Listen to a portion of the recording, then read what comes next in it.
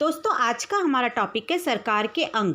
क्योंकि सरकार के अंगों के बारे में जानना हमें बहुत ही ज़रूरी है, क्योंकि ये एक बेस है और जब तक ये हमें क्लियर नहीं होगा तब तक हम ना तो केंद्रीय सरकार को समझ पाएंगे और ना ही राज्य सरकार को, यानी दोनों में क्या अंतर है ये समझ नहीं पाएंगे।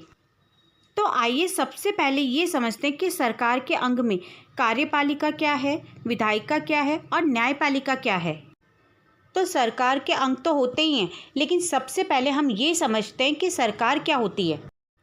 सरकार वो है जो राज्य की इच्छाओं की पूर्ति करती है, और राज्य की इच्छाओं की पूर्ति करने वाले संगठन को सरकार कहते हैं।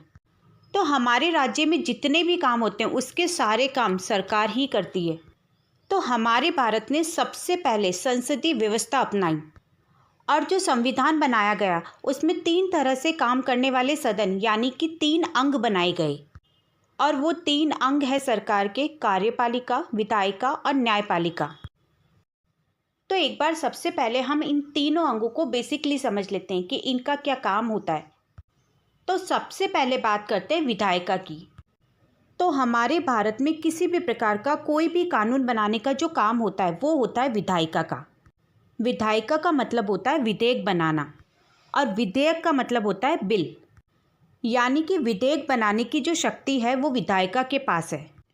तो अब हम इसे सीधे शब्दों में ऐसे कह सकते हैं कि विधायिका का जो मेन काम है वो है देश के लिए कानून बनाना, और इस कानून को मतलब इस विधेयक को लागू करने का जो काम है वो कार्यपालिका करती है। यानी कि बिल बनाने का काम विधायिका करती है और बिल को लागू करने का काम कार्यपालिका करती है।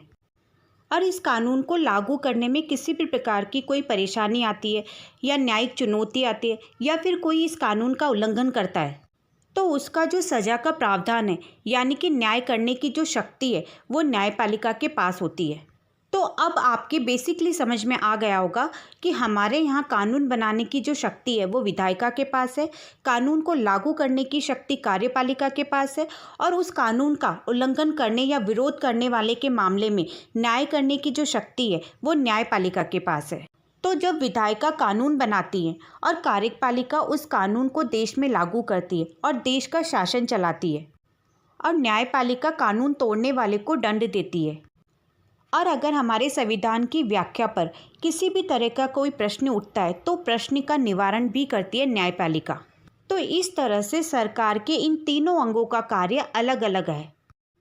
हमारे भारत में संघात्मक शासन व्यवस्था है, और भारत में संविधान के अनुच्छेद 1 में कहा गया है कि भारत राज्यों का एक संघ होगा।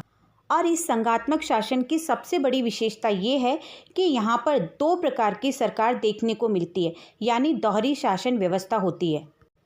एक सरकार वो होती है जो केंद्र में आती है और जो पूरे देश के लिए कानून बनाती है, और दूसरी सरकार वो होती है जो प्रांतों में रहती है यानी राज्यों में रहती है और सिर्फ अपने प्रांतों के लिए ही कानून बनाती है और वहाँ का शासन चलाती है।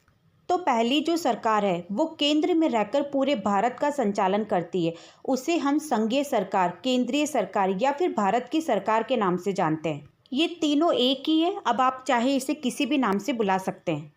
दूसरी सरकार वो होती है जो भारत के हर प्रांत में यानी राज्य में होती है।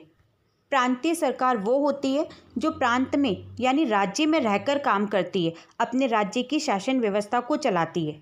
तो अब जहाँ भी सरकार होगी वहाँ आपको इसके 3 अंग देखने को मिलेंगे। तो केंद्रीय सरकार के भी 3 अंग होते हैं, विधायिका, कार्यपालिका और न्यायपालिका। अब हमें ये जानना है कि केंद्रीय सरकार की जो विधायिका है उसे किस नाम से जानते हैं, कार्यपालिका में कौन कौन से लोग आते हैं, और भारत की सबसे बड़ी न्यायपालिका कौन सी है। सेम इसी तरह प्रांतों में भी सरकार होती है और उनके भी आपको 3 अंग देखने को मिलेंगे। तो राज्य की विधायिका को क्या कहते हैं, राज्य की कार्यपालिका में कौन कौन लोग आते हैं, और राज्य की सबसे बड़ी अदालत को हम किस नाम से जानते हैं। तो अब हम सबसे पहले ये समझते हैं कि केंद्र सरकार में कार्यपालिका में कौन कौन है और राज्य सरकार की कार्यपालिका में कौन कौन है। तो यहाँ अब हम देखते हैं केंद्र स्तर पर और राज्य स्तर पर। तो केंद्र स्तर पर सबसे पहले आते हैं कार्यपालिका के राष्ट्रपति। राष्ट्रपति न केवल केंद्र स्तर पर बल्कि पूरे भारत की कार्यपालिका का अगर हेड माना जाता है तो किसे माना जाता है, राष्ट्रपति को। दूसरे नंबर पर आते हैं उपराष्ट्रपति, और तीसरे नंबर पर आते हैं हमारे प्रधानमंत्री। और प्रधानमंत्री को वास्तविक हेड कहा जाता है। एक्चुअली में क्या है कि हमारे यहाँ भारत में राष्ट्रपति को बहुत सारी शक्तियाँ दी गई है, लेकिन इन शक्तियों का प्रयोग प्रधानमंत्री के जरिए किया जाता है। इसलिए राष्ट्रपति को कार्यपालिका की नामित शक्ति और प्रधानमंत्री को वास्तविक शक्ति का हकदार माना जाता है। और इन्हीं प्रधानमंत्री के नियंत्रण में काम करता है मंत्रिपरिषद, और फिर चौथे नंबर पे यही मंत्रिपरिषद आता है। तो अब आपके समझ में आ गया होगा कि केंद्रीय स्तर पर काम करने वाले लोगों में सबसे पहले आते हैं राष्ट्रपति, फिर उपराष्ट्रपति, फिर प्रधानमंत्री और फिर उसके बाद में मंत्रिपरिषद। और इस प्रणाली में हमें कार्यपालिका के दो रूप देखने को मिलते हैं, एक नाम मात्र की कार्यपालिका और एक वास्तविक कार्यपालिका। तो हमारे जो राष्ट्रपति है वो नाम मात्र की कार्यपालिका होती है, या फिर आप उसे संवैधानिक कार्यपालिका कह सकते हैं। इनके पास केवल शक्तियाँ होती है, लेकिन इन शक्तियों का जो प्रयोग है ये खुद अपने विवेक से नहीं करते। तो फिर वास्तव में इन शक्तियों का प्रयोग कौन करता है? तो वास्तव में इन शक्तियों का जो प्रयोग है वो करते हैं प्रधानमंत्री और उनका मंत्रिपरिषद। प्रधानमंत्री इनकी शक्तियों का प्रयोग करते हैं, इसलिए ये वास्तविक कार्यपालिका होती है और राष्ट्रपति नाममात्र कार्यपालिका होती है। अब मंत्रिपरिषद क्या होता है? तो मंत्रिपरिषद मंत्रियों का समूह होता है। जैसे एक विभाग होता है शिक्षा, तो उस शिक्षा विभाग का जो मंत्री होता है वो होता है शिक्षा मंत्री। तो जितने भी विभाग होते हैं और उनके जो मंत्री होते हैं और उनका जो समूह या ग्रुप होता है उसे हम मंत्रिपरिषद कहते हैं। तो मंत्रिपरिषद में 3 तरह के मंत्री होते हैं, कैबिनेट मंत्री, राज्य मंत्री और उप मंत्री। कैबिनेट मंत्री वो होते हैं जो अपने विभाग के मुख्य होते हैं। अब एक बात और जो हमें कई बार देखने को मिलती है, कई जगह हमें मंत्रिमंडल तो कई जगह हमें मंत्रिपरिषद देखने को मिलता है। तो क्या मंत्रिपरिषद और मंत्रिमंडल एक ही है या फिर इन दोनों में अंतर है? तो इन दोनों में बहुत अंतर है, और वो क्या अंतर है पहले हम इसे समझ लेते हैं। अब चाहे मंत्रिपरिषद हो या फिर मंत्रिमंडल, इन दोनों के अध्यक्ष प्रधानमंत्री होते हैं। मंत्रिपरिषद में प्रधानमंत्री के साथ साथ कैबिनेट मंत्री, राज्य मंत्री और उप मंत्री आते हैं, यानी कि इनको मिलाकर ही मंत्रिपरिषद का निर्माण होता है। जबकि मंत्रिमंडल में केवल कैबिनेट मंत्री और प्रधानमंत्री ही आते हैं, यानी कैबिनेट मंत्री और प्रधानमंत्री को मिलाकर मंत्रिमंडल का निर्माण होता है। तो अब आपके समझ में आ गया होगा कि मंत्रिमंडल जो है वो बहुत छोटा होता है और मंत्रिपरिषद मंत्रिमंडल से बड़ा होता है। जाहिर सी बात है, जब मंत्रिपरिषद में इतने सारे मंत्री आएंगे तो वो बड़ा ही होगा ना। मंत्रिपरिषद की जो बैठक है वो महीने में एक बार होती है, या फिर कभी कभी तो वो भी नहीं होती। जबकि मंत्रिमंडल की बैठक सप्ताह में एक बार जरूर होती है। और देश के जितने भी इम्पोर्टेंट फैसले होते हैं वो मंत्रिमंडल के द्वारा ही लिए जाते हैं। अब बात करते हैं केंद्र सरकार की विधायिका यानी कि व्यवस्थापिका के बारे में। इसे हम सांसद भी कहते हैं, यानी भारत सरकार के जो कानून बनाने वाली संस्था है उसे हम सांसद कहते हैं। संसद के 2 सदन होते हैं, लोकसभा और राज्यसभा। लोकसभा को प्रथम और निम्न सदन भी कहते हैं और राज्यसभा को द्वितीय और उच्च सदन भी कहते हैं। यहाँ मैं आपको एक चीज़ क्लियर कर देती हूँ कि संसद के 2 सदन होते हैं, लोकसभा और राज्यसभा। यानी अगर आपको कोई पूछता है या एग्ज़ाम में किसी तरह का कोई क्वेश्चन आता है कि संसद के कितने सदन होते हैं, तो आपको बताना है कि 2 सदन होते हैं। लेकिन अगर क्वेश्चन में ये आता है कि संसद के कितने अंग होते हैं, तो आपको बताना है कि संसद के 3 अंग होते हैं। अब जो ये विधायिका है, इसमें जो विधेयक बनाने का जो काम होता है वो भी 2 स्तर पर बनाए जाते हैं, एक केंद्र स्तर पर और एक राज्य स्तर पर। इसमें 3 प्रकार की सूची होती है, केंद्र सूची, राज्य सूची और समवर्ती सूची।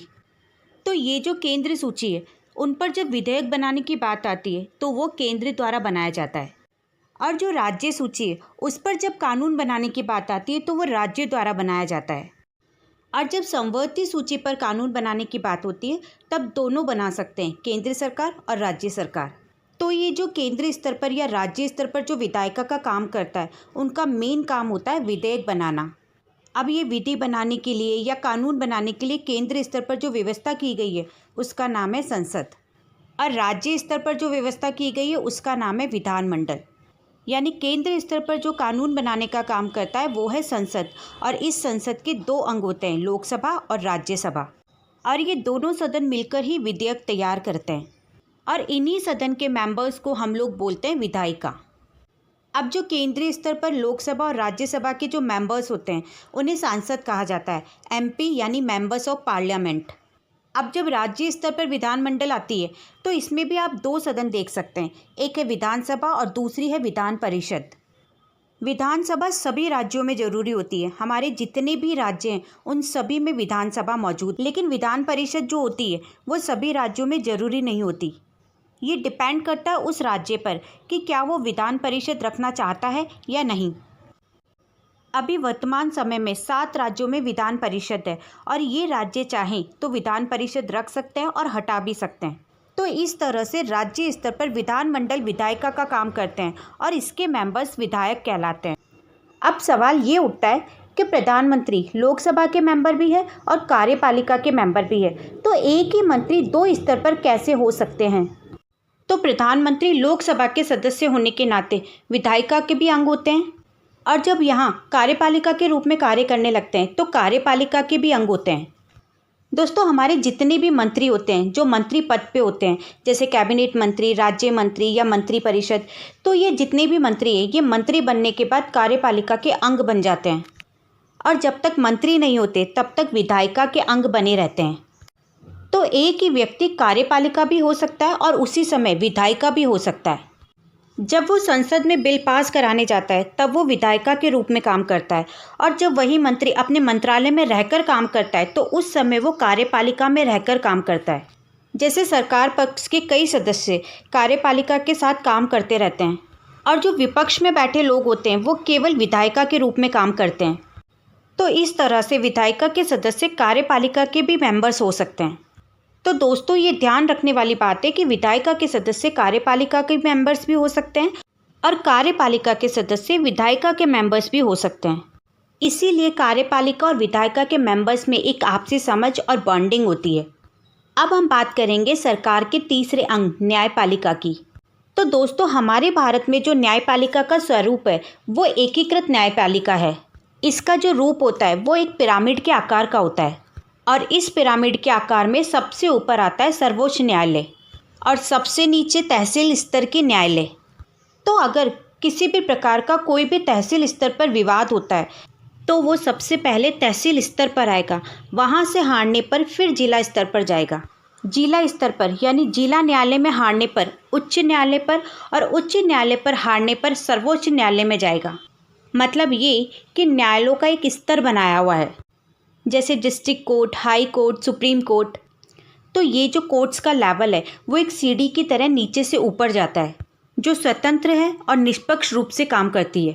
इसीलिए ये एक एकीकृत व्यवस्था है जिसे हम ये नहीं कह सकते कि सर्वोच्च न्यायालय सिर्फ भारत का ही है, ये राज्य सरकार भी इसमें जा सकती है। लेकिन हम ये ज़रूर कह सकते हैं कि भारत की जो सबसे बड़ी न्यायालय है वो सर्वोच्च न्यायालय हैं।